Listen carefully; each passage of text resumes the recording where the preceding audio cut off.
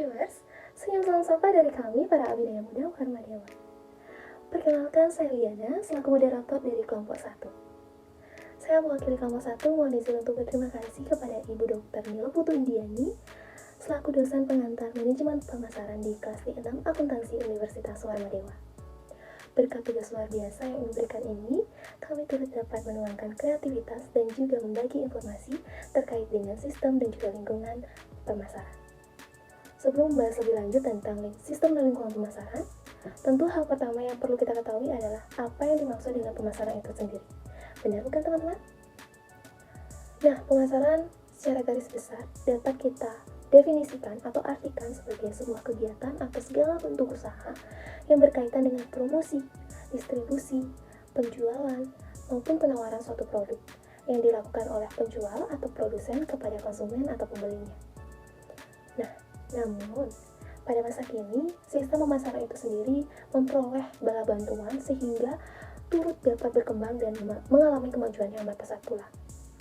Nah, bala bantuan yang dimaksud, apakah teman-teman tahu? Yaps, benar sekali.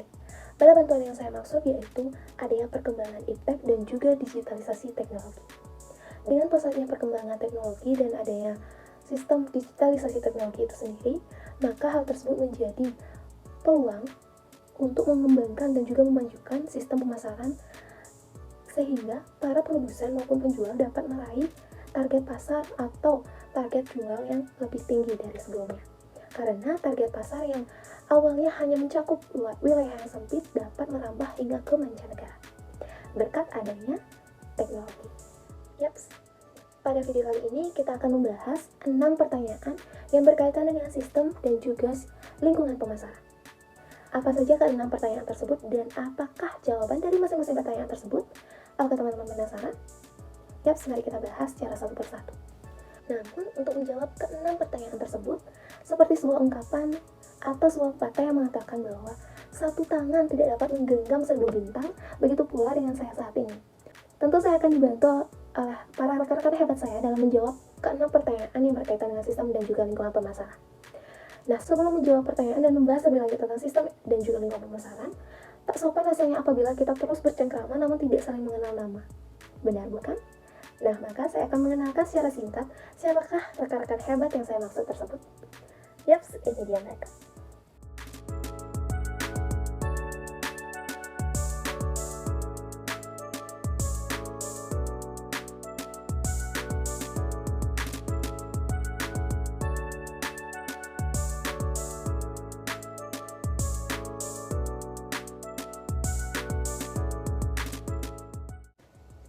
Baik, tanpa menunda waktu lagi, mari kita langsung pada pembahasan pertanyaan yang pertama. Baik, pada kesempatan kali ini saya akan menjelaskan bagaimana karakteristik produk dan bagaimana para pemasar mengklasifikasikan produk tersebut. Baik, pada umumnya orang berpikir produk selalu berwujud, padahal produk adalah segala sesuatu yang dapat ditawarkan ke pasar, baik itu untuk memuaskan keinginan atau untuk memenuhi dari kebutuhan. Nah, produk sendiri adalah salah satu di antaranya berbentuk fisik ataupun service dan experience seperti pengalaman. Contohnya pengalaman mendaki gunung dan lain-lain. Nah, berdasarkan karakteristik tersebut, maka pemasar akan melakukan pemasaran berdasarkan karakteristik tersebut dan memiliki 5 tingkatan. Yang pertama adalah tingkatan fundamental atau tingkatan dari inti produk. Kemudian yang pada level kedua adalah pemasar perlu menerjemahkan dari inti produk tersebut dan menjadikan produk basic, contohnya kamar hotel berisikan furniture di dalamnya. Kemudian pada level ketiga, pemasar menyiapkan produk yang diharapkan seperti serangkaian atribut yang diharapkan oleh konsumen. Seperti furniture, dalam furniture tersebut terdapat bagian-bagian yang lain lagi. Kemudian pada level keempat adalah pemasar menyiapkan suatu produk yang memiliki keunikan dan yang berfungsi untuk melampaui ekspektasi dari para konsumen. Kemudian pada level kelima adalah produk yang potensial dengan cara memberikan kepuasan pada konsumen yang berbeda daripada kompetitor lain sehingga produk kita memiliki keunikan tersendiri daripada kompetitor lain. Kemudian yang berikutnya, bagaimana pemasar mengklasifikasikan produk berdasarkan durability yaitu daya tahan produk, dan berdasarkan tangibility atau berwujud atau tidaknya suatu produk. Yang pertama ada non-durable good atau produk yang tidak tahan lama. Adalah produk berwujud yang umumnya dikonsumsi sekali atau berapa kali sudah habis, seperti bir, sampo. Nah, barang ini dibeli konsumen karena biasanya barang ini cepat habis. Jadi strategi yang tepat untuk memasarkan produk ini adalah produk ini tersedia sebanyak mungkin dan di sebanyak lokasi, dengan men-charge harga dengan harga yang kecil dan iklan yang sangat insentif untuk mendorong konsumen untuk mencoba produk tersebut. Kemudian durable good. Durable good adalah produk yang berwujud pada umumnya dan tahan lama ketika digunakan seperti kulkas, mesin, bor, dan juga pakaian. Jadi durable good tahan lama, tentu hal tersebut diperlukan banyak penjelasan dari salesperson dan juga lebih banyak pelayanan dan dapat di-charge dengan profit margin yang lebih tinggi, dan produk ini membutuhkan garansi. Kemudian yang ketiga adalah service atau jasa atau juga layanan, adalah produk yang tidak berwujud dan tidak dapat dipisahkan dari penyedianya. Contohnya adalah jasa dokter. Nah, dokter harus hadir ketika memberikan pelayanan sehingga hal tersebut tidak dapat dipisahkan dari penyedianya. Kemudian yang contoh kedua adalah barbershop atau potong rambut. Jadi harus hadir ketika konsumen menikmati pelayanan ini. Nah, pelayanan seperti servis ini tidak dapat disimpan, dan dari segi pemasaran perlu banyaknya quality control, sehingga dari banyaknya variasi yang ada dalam pelayanan tersebut memiliki standar yang pas dan untuk meningkatkan kualitas dari pelayanan tersebut itu sendiri. Baik, sekian yang dapat saya sampaikan. Saya ucapkan terima kasih. Seperti yang kita ketahui, persaingan di dunia bisnis semakin hari semakin ketat. Setiap pelaku bisnis berlomba-lomba menarik perhatian konsumen dengan menawarkan produk yang berkualitas, harga yang kompetitif, dan layanan yang memuaskan. Dalam kondisi seperti ini, diferensiasi produk menjadi salah satu strategi yang dapat dilakukan oleh pelaku bisnis untuk memenangkan persaingan. Diferensiasi produk adalah strategi yang dilakukan untuk menciptakan perbedaan yang unik dan bernilai bagi konsumen, sehingga produk tersebut dapat bersaing dengan produk pesaing. Misalnya, air mineral. Meskipun air mineral umumnya sulit dibedakan dari satu merek ke merek lain karena kesamaan rasa dan kemasannya, tetapi perbedaan dapat ditonjolkan melalui elemen desain seperti logo, tagline, atau strategi lainnya. Sebagai salah satu contoh, pada merek Le Mineral. Le Mineral telah menerapkan strategi diferensiasi yang tajam untuk membedakan dirinya dari pesaing di pasar air minum dalam kemasan. Merek ini menekankan kesehatan dan kebersihan sebagai nilai utama dalam produk-produknya. Mereka mengambil langkah ekstra untuk memastikan bahwa air mineral mereka berasal dari sumber yang terpilih dengan kualitas yang tinggi. Selain itu, Le Mineral juga menetapkan dari sisi kesehatan dengan galon sekali pakainya. Tentu, hal ini menjadi strategi berbeda untuk memberikan alternatif yang menarik bagi konsumen agar peduli terhadap kesehatan. Tak ketinggalan, Le Mineral juga melakukan pendekatan branding yang kuat. Seperti yang kita ketahui, tagline Le Mineral yaitu yang ada manis-manisnya. Tagline tersebut telah berhasil menarik perhatian target audiens serta menegaskan nilai tambah dari produk mereka. Dengan strategi diferensiasi ini, Le Mineral berhasil menciptakan citra merek yang unik di pasar air minum dalam kemasan. Mereka menawarkan opsi yang berbeda bagi konsumen yang mencari kesehatan dan kebersihan dalam air minum mereka. Dari fenomena tersebut dapat diamati bahwa diferensiasi produk sangatlah berpengaruh dalam persaingan bisnis. Adapun beberapa cara yang dapat dilakukan perusahaan dalam mendiferensiasikan produknya, yaitu yang pertama, menawarkan fitur atau layanan unik dengan cara menambahkan fitur yang tidak dimiliki pesaing, meningkatkan kualitas produk atau layanan, memberikan garansi atau jaminan yang lebih baik, dan menawarkan layanan pelanggan yang lebih baik dan dapat membantu perusahaan menonjolkan keunikan serta pelayanan yang lebih baik dari pesaingnya. Contohnya, Apple menawarkan desain produk yang stylish dan user-friendly, serta sistem operasi yang intuitif. Yang kedua, menargetkan pasar yang berbeda dengan memfokuskan pada segmen pasar tertentu, kebutuhan yang unik, menawarkan produk atau layanan yang disesuaikan dengan kebutuhan pasar tertentu, dan mengembangkan strategi pemasaran yang ditargetkan dapat membantu perusahaan mencapai target pasarnya dengan lebih efektif. Contohnya, perusahaan kosmetik yang menawarkan produk khusus wanita dengan kulit sensitif. Yang ketiga, membangun merek yang kuat perusahaan. Perusahaan menciptakan identitas merek yang unik dan mudah dikenali, membangun reputasi untuk kualitas, keandalan, dan nilai, serta melakukan komunikasi merek yang efektif dapat membantu perusahaan membangun hubungan yang kuat dengan pelanggannya. Sebagai contoh, yaitu Nike. Next, membangun merek yang dikaitkan dengan performa atletik dan gaya hidup yang aktif. Yang keempat, menentukan harga yang kompetitif. Perusahaan menetapkan harga yang sesuai dengan nilai produk atau layanan, menawarkan diskon atau promosi, dan memberikan paket bundling atau program loyalitas dapat membantu perusahaan menarik pelanggan yang sensitif terhadap harga. Contohnya, pada perusahaan retail yang menawarkan program loyalitas dengan pendaftaran member dan memberikan poin kepada pelanggan untuk setiap pembelian yang dilakukan. Yang kelima, mengembangkan strategi pemasaran yang inovatif.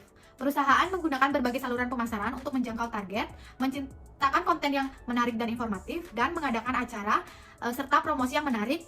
Tentunya dapat membantu perusahaan menjangkau pelanggannya dengan cara yang efektif. Contohnya pada perusahaan yang menggunakan influencer media sosial untuk mempromosikan produknya, serta perusahaan yang membuat blog dan video yang memberikan tips dan informasi yang bermanfaat bagi pelanggannya. Nah, selain itu, penting untuk diingat bahwa diferensiasi produk haruslah berkelanjutan. Perusahaan harus terus berinovasi dan meningkatkan produk atau layanan agar dapat bersaing di pasar bisnis. Berikut beberapa tips diferensiasi produk yang bersifat berkelanjutan. Yang pertama, melakukan riset pasar secara berkala untuk memahami kebutuhan dan keinginan konsumen sesuai tren. Yang kedua, mengembangkan budaya inovasi di perusahaan. Yang ketiga, teruslah belajar dari pesaing atau kompetitor. Yang keempat, berinvestasi dalam penelitian dan pengembangan. Dengan diferensiasi produk yang efektif, perusahaan dapat meningkatkan daya saingnya di pasar dan menarik lebih banyak pelanggan. Sekian dari saya, terima kasih. Sebelumnya, desain produk itu sangat penting karena berbagai alasan. Di antaranya yang pertama, desain produk memiliki dampak yang signifikan pada produk yang dihasilkan yang akan memenuhi kebutuhan yang paling sesuai bagi pelanggan, konsumen, atau customer.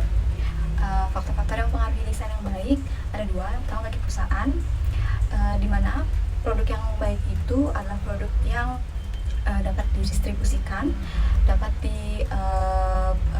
diproduksi dengan secara terus-menerus. Sedangkan bagi customer, produk yang didesain baik itu adalah produk yang menyenangkan untuk dilihat, dapat dibuka, dapat diinstal, digunakan, diperbaiki, dan mudah untuk dibuang juga. Sehingga desainer perlu untuk mempertimbangkan atau memperhatikan seluruh faktor-faktor yang ada dalam mendesain produknya tersebut. Contoh nyata yang ada bagi saya produk Apple yang berupa AirPods. AirPods merupakan salah satu produk Apple yang memiliki desain yang memadukan elemen-elemen estetika dengan gaya minimalis, namun sangat fungsional. AirPods memiliki bentuk yang unik dengan batang yang menonjol, serta casing pengisian daya yang kecil dan portable. Desain ini mencerminkan nilai kesederhanaan, mobilitas, dan kemudahan pengguna, serta juga menekankan pada kualitas audio yang tinggi. Dengan desain yang ikonik, AirPods menjadi lebih dari sekadar aksesoris, tetapi juga merupakan perwujudan gaya hidup modern yang terbuang dan dinamis. Desain yang bersih dan tanpa kabel juga mencerminkan mobilitas dan kebebasan bagi pengguna untuk bergerak tanpa batas maupun terganggu oleh kabel yang kusut. Sekian dari saya ucapkan terima kasih.